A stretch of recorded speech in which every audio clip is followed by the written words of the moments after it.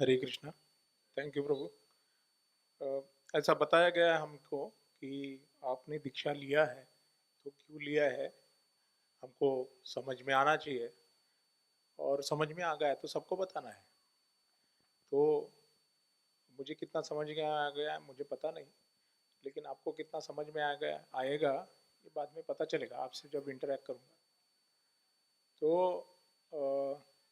हम लोग यहाँ ठाकुर विलेज में जब रहने के लिए आए 2010 में, और फिर मेरा बेटा अभी जो 10th में है वो 1.5 साल का था, और काफ़ी सारा अस्थमेटिक प्रॉब्लम और ये सारे प्रॉब्लम्स उसके थे। तो हम काफ़ी सारे डॉक्टर्स इधर उधर घूम रहे थे। तो मेरे मित्र है जो मेरे कॉलेज में है, विनायक प्रभु, उन्होंने कहा कि आप ऐसा करो, भक्ति वेदांत हॉस्पिटल में जाइए और वहाँ पे डॉक्टर अजय संखे उनसे मिलिए, वो काफ़ी अच्छे हैं।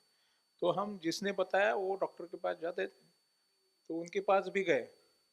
तो अजय संखे जो सर है उनके पास गए, बैठे सामने। तो उन्होंने आज भी हम दोनों को, मेरी पत्नी को, मुझे दोनों को याद आता है, मतलब लगभग अभी 13-14 साल हो गए। तो उन्होंने जैसा हमको बोला, हाँ हाँ हाँ, बैठो बैठो, तो we feel that we are at safe hand, तो सही जगह पे आए हैं। तो फिर हम जाते रहे और जो ट्रीटमेंट है वो शुरू होता रहा। फिर कुछ दिनों के बाद हम we were expecting our daughter. तो उन्होंने कहा कि आप क्या करिए कि वो कुलुपवाड़ी में एक कार्यक्रम हो रहा है, वो भक्त, वो जो है गर्भ संस्कार के लिए अच्छा होता है, तो वो जाके अटेंड कीजिए। हमने बोला ठीक है। तो उन्होंने फिर मेरा नंबर ले लिया और बताया कि आपको फ़ोन आ जाएगा, आप जाके वहाँ रजिस्टर कीजिए। फिर दूसरी बार हम जब गए, मतलब बेटे को तो फ्रिक्वेंटली हम लेके जाते थे, तो तभी उन्होंने पूछा कि आपको फ़ोन आया क्या। मैंने बोला नहीं आया अभी तक। तो उन्होंने वहीं बैठ के फ़ोन लगाया और उनको कहा कि इनसे बात कर लीजिए, इनका रजिस्ट्रेशन आप अभी ले लीजिए। तो जून 2012 में हमने जेओएसडी के लिए रजिस्टर किया और जेओएसडी अटेंड किया। ब्रज बिहारी प्रभु वहाँ पे जेओएसडी दे रहे थे, और जेओएसडी हमने कर लिया। फिर उसके तुरंत बाद कंटिन्यूशन में सैटरडे सत्संग चालू हुआ। सैटरडे सत्संग जो है वो गोपाल्स गार्डन में चालू हुआ। तो हम गोपाल्स गार्डन में जाते थे और सत्संग सुनते थे, रेगुलरली जाते थे, सत्संग सुनते थे, प्रसाद लेते थे और आते थे। तो ये सब कंटिन्यूसली, जैसा प्रभु जी ने अभी लेक्चर में बताया, कुछ नहीं कर सकते तो सत्संग में जाना आपकी सेवा है। तो वही सेवा हम करते रहे काफ़ी साल। तो वो सेवा करते करते, मतलब अभी समझा कि सेवा कर रहे हैं, तो कुछ कर रहे थे। फिर बाद में ब्रज बिहारी प्रभु जी ने कहा कि ये बीच में बहुत सारी यात्राएं गई। तो हमने बोला नहीं, बच्चे छोटे हैं, ये है वो है सब। तो फिर हम वृंदावन यात्रा में डायरेक्ट चले गए ब्रज बिहारी प्रभु जी के 2016 में। तो 12 से 16 तक हम एक ही सेवा कर रहे थे, तो सत्संग में जाना, प्रसाद पाना। तो उसके बाद 16 में जब डायरेक्ट वृंदावन में हमको एंट्री मिली, तो वहाँ पे गए, सब वृंदावन यात्रा की। और फिर वृंदावन यात्रा में ब्रज बिहारी प्रभु जी को मैंने कहा कि हम अभी थोड़ा सा, बहुत एक ही सेवा हो गया, थोड़ा सा आगे बढ़ना चाहते हैं, तो हम काउंसिलर सिस्टम में आना चाहते हैं। तो उन्होंने कहा कि उन्होंने बहुत सारे नाम बताए यहाँ जो भी काउंसिलर है। तो मैंने कहा नहीं, हमको माधवानंद प्रभु ने लाया है, तो हम उनके काउंसिल ही बनना चाहते हैं। उन्होंने बोला ठीक है, मैं बात करूँगा। तो फिर माधवानंद प्रभु के काउंसिल ही हम बन गए और वहाँ पे भी जाते रहे। तो सेवाएं हमारी बहुत ज़्यादा बदली नहीं, वही थी कि काउंसिल मीटिंग में जाते थे, सैटरडे प्रोग्राम में जाते थे और करते थे जो भी है। और उसमें फिर लेक्चर में सुनते थे कि भैया आपको माला करनी चाहिए, ये करना चाहिए। हम लोग बोलते थे नहीं, प्रभु का नाम है, हमको गिनना क्यों चाहिए। हाँ?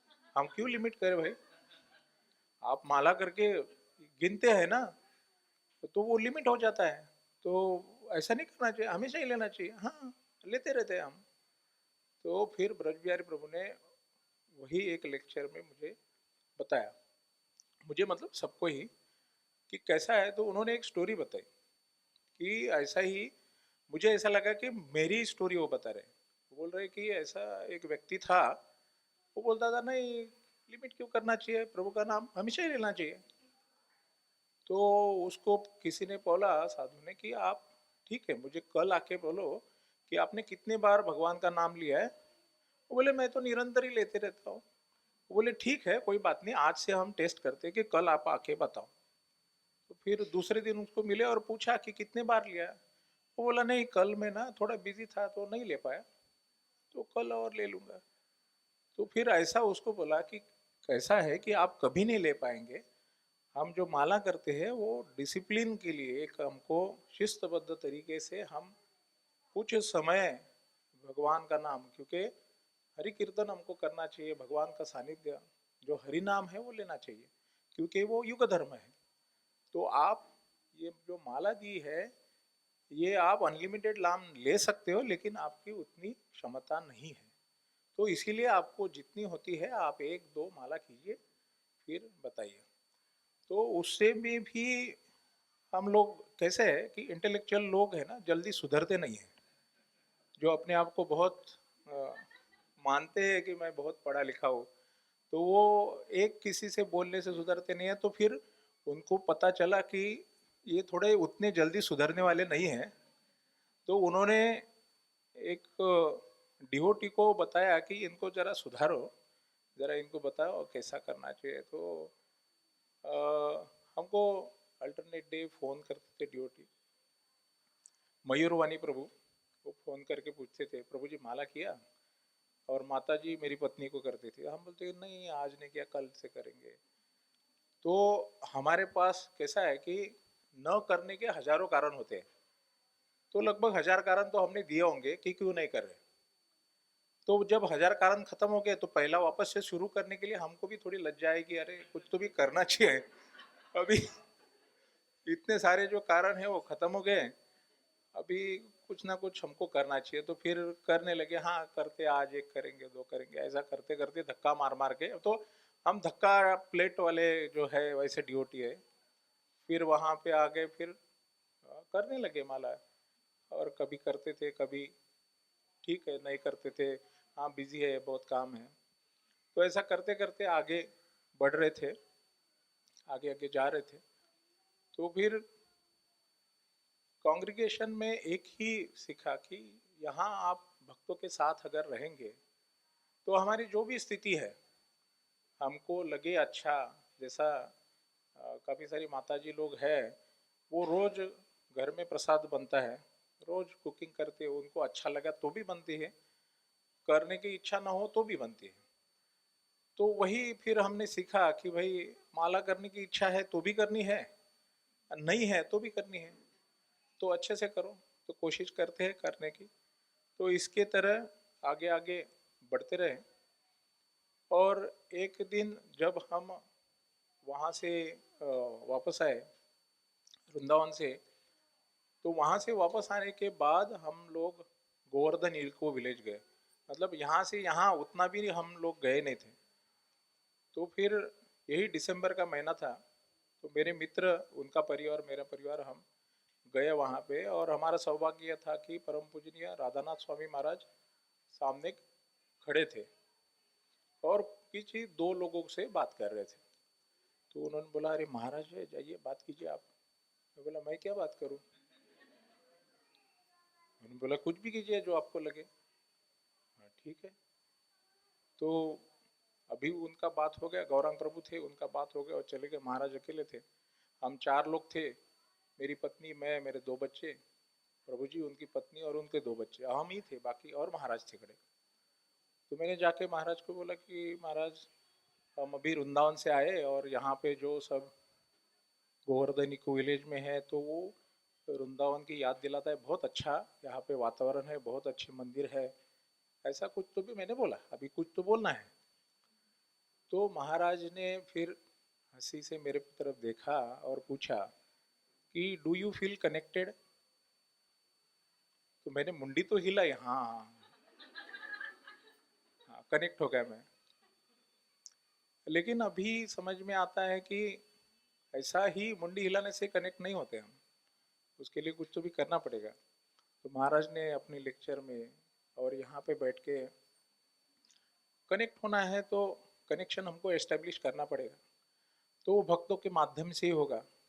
भक्तों के माध्यम से ही हम कृष्णा का कनेक्शन हमको मिल सकता है, अन्यथा डायरेक्ट कनेक्ट करने की कोशिश करेंगे तो नहीं कर पाएंगे।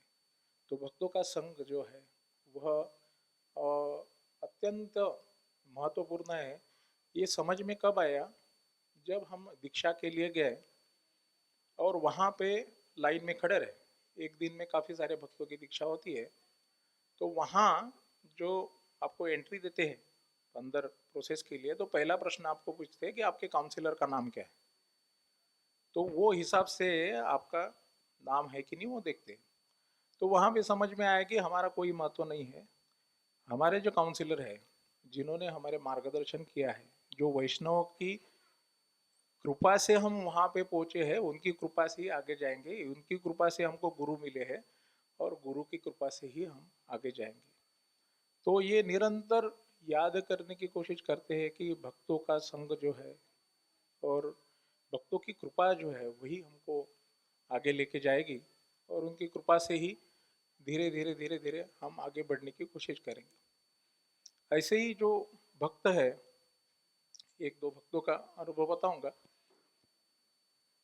तो जब मैं कॉलेज में था तब ड्रामा वगैरह में काम करता था, और तभी अपने आप को बहुत बड़ा 30 मार का एक्टर समझता था। तो इधर आने के बाद भी पता चला कि यहाँ भी ड्रामा होता है। तो कौन करता है, तो उन्होंने पूछा कि आप लेंगे क्या ड्रामा में भाग। मैं हाँ लेंगे। तो बोले आप एक ऑडिशन दीजिए। तो गोपाल गार्डन में हमारे जयदास प्रभु ने उन्होंने कहा कि आप ये ऐसा एक या दो वाक्य का कुछ तो भी डायलॉग था, और बोले आप ऐसा कीजिए और ये डायलॉग ऐसा बोलिए। तो मैंने वैसा किया और वो डायलॉग बोला। तो उन्होंने बोला अरे बोल, वाह वाह वाह वाह प्रभु जी, यू आर ग्रेट एक्टर, ये वो। मुझे तो पहले ही मैं पता था कि देखो मुझे कभी कोई पहचान नहीं रहा है, इन्होंने पहचाना, आई एम ग्रेट एक्टर, ऐसा मुझे लगा। और फिर बोलो प्रभु जी आप ये रोल कीजिए। मैं ठीक है, मुझे बड़ी खुशी हुई। तो फिर जब प्रसाद लेने के लिए बैठे तब उन्होंने 4 लोगों को बोला अरे I don't know, he is very great actor, बहुत अच्छा करते हैं। मुझे और अच्छा लगा, अरे मैं तो देखो हीरा ही हूँ, अभी इनको पता चला, मुझे कोई समझता नहीं था। क्योंकि इसके पहले जब मैं मुंबई में आया था तो एक अ, जो ग्रुप था ड्रामा को वो ज्वाइन किया था। अभी वहाँ पे ऐसा होता था कि जो कोई ड्रामा करने के लिए जाते थे, और मैं जो ड्रामा में रहता था, कोई भी कारण के वश वो ड्रामा स्टेज तक नहीं पहुँचता था और वो बंद पड़ता था।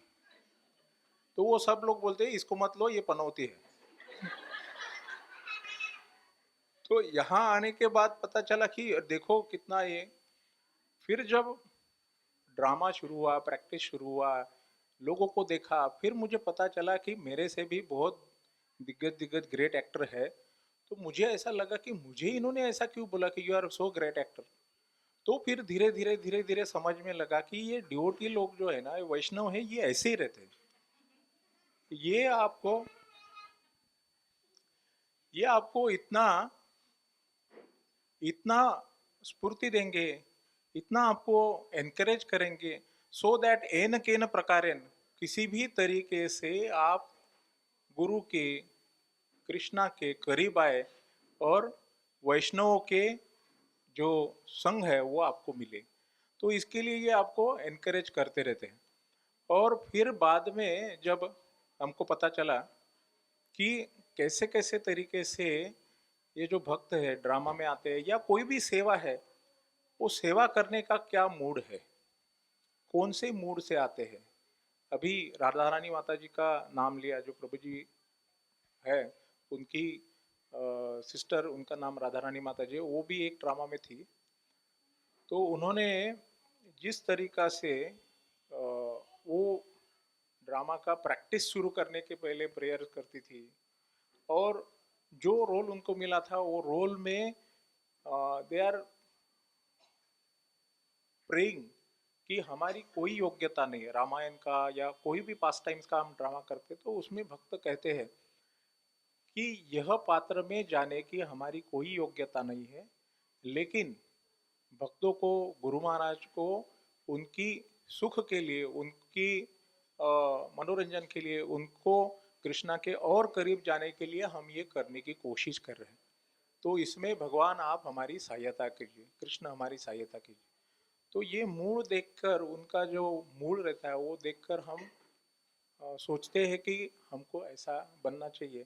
और धीरे धीरे जो हमारा अभी भी है, अभी भी मुझे लगता है कि मैं ग्रेट एक्टर हूँ, लेकिन वो भक्तों के साथ रहेंगे तो फिर वो थोड़ा थोड़ा थोड़ा थोड़ा कम होगा कि अपना जो अहंकार है, अपनी जो मन की बात है, मतलब हमको जो लगता है कि आई एम समथिंग ग्रेट, मैं समथिंग हूँ, तो हम दूसरों के, भगवान के सुख के लिए, गुरु की, जैसा प्रभु जी ने आज बताया कि गुरु की आज्ञा के लिए हम कुछ करने की कोशिश करेंगे। तो इस तरह से फिर हमारी दीक्षा हुई। जो गणेश चतुर्थी का दिन था, उस पावन अवसर पर हम दोनों को दीक्षा मिली और वीरभद्र दास ऐसा नाम मुझे मिला। तो अभी तक प्रयास यही था कि जो हमारा प्रोफेशनल लाइफ है उसमें हम आगे बढ़े, एक बॉस बने तो उसके आगे, उसके ऊपर उसके बॉस कैसे बने, और जो हमारा बॉस है उसके बॉस कैसे बने। तो प्रयत्न ये था कि बॉस बॉस बॉसन ऑफ बॉस ये ऐसा कैसा बने, ये ऐसा हम प्रोफेशनल लाइफ में प्रयत्न करते थे, मतलब मैं भी करता हूँ। लेकिन यहाँ पे आने के बाद सीढ़ी एकदम उल्टी है। यहाँ पे नाम के आगे दास लगने के लिए काफी सारे प्रयास करने पड़ते, तब दास लगता है। तो प्रयास ये है कि दास दास दासानुदास, मतलब हमको दास बनना अच्छा नहीं लगता, लेकिन जब हम थेरी अभी सुनते हैं कि भाई हमारा, प्रभु जी ने अभी कहा, या हम सभी लेक्चर में सुनते हैं कि हमारा नित्य जो कॉन्स्टिट्यूशनल पोजीशन है वो क्या है कि हम भगवान के दास हैं, नित्य दास हैं। तो हम मानने के लिए तैयार नहीं, क्योंकि अहंकार है। तो एक दास तो लगा है, लेकिन इतना आसान नहीं है, इतने सारे बॉस लगे हैं, उसमें से कम एक बॉस कम हो तो धीरे धीरे धीरे धीरे नाम के आगे दास लगा है, लेकिन सही में कब दास होंगे तो भक्तों की कृपा से होंगे। तो एक बॉस कम हो, कम से कम यही मान लेते हैं, और भक्तों के संग में रहेंगे तो सही में आगे जा पाएंगे। कुछ ना कुछ जो गुरु की जो आज्ञा है उसका पालन हम कर पाएंगे। हरे कृष्ण।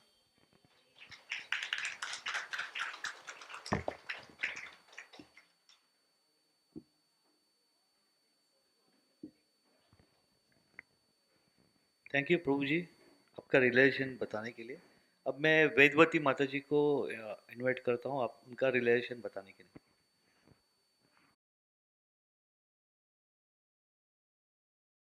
प्रभु जी ने सारा हमारी जर्नी बता दी है, तो मेरे लिए ज़्यादा कुछ बचा नहीं है बताने के लिए। तो मैं बस इतना ही कहना चाहूँगी कि मेरे लिए इनिशिएशन, ये रियलाइजेशन ऐसा है कि मेरी कोई योग्यता नहीं थी कि महाराज मुझे शिष्य के रूप में एक्सेप्ट करे, बट ये सब डिवोटीज लोगों की ब्लेसिंग्स और महाराज की मर्सी है कि महाराज ने एक्सेप्ट किया है।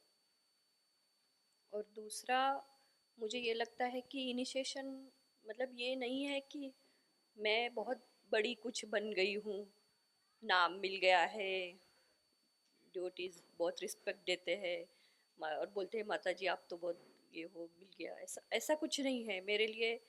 इनिशिएशन ऐसा है कि एक रिस्पॉन्सिबिलिटी है कि जैसे महाराज ने हमारी रिस्पॉन्सिबिलिटी ली है, हमारे कर्मों की रिस्पॉन्सिबिलिटी ली है, तो वैसे ही मुझे लगता है कि एक महाराज के एक जिम्मेदारी, मतलब हमारी कोई योग्यता है ही नहीं इतनी कि मैं ऐसा बोलूँ कि महाराज की रिस्पॉन्सिबिलिटी मेरे ऊपर है, बट ये मैं अपने लिए बोलती हूँ कि ये हमको बोला गया है कि अगर हम कुछ गलत करते हैं, हम जो वाव्स हमने ली है उसके हिसाब से अगर हम नहीं चलते हैं तो महाराज को तकलीफ होगी, महाराज की तबीयत खराब होती है। ये तो वही चीज़ मुझे लगती है कि ये हमारे ऊपर रिस्पॉन्सिबिलिटी है महाराज की कि हम अपने आचरण से ऐसा कुछ भी ना करें कि महाराज को तकलीफ हो, कि हम कुछ ऐसे कि हम राधानाथ महाराज स्वामी महाराज के शिष्य के रूप में अभी हमको जानते हैं, तो हम ऐसा कुछ ना करें कि बोले लोग बोलेंगे कि अरे ये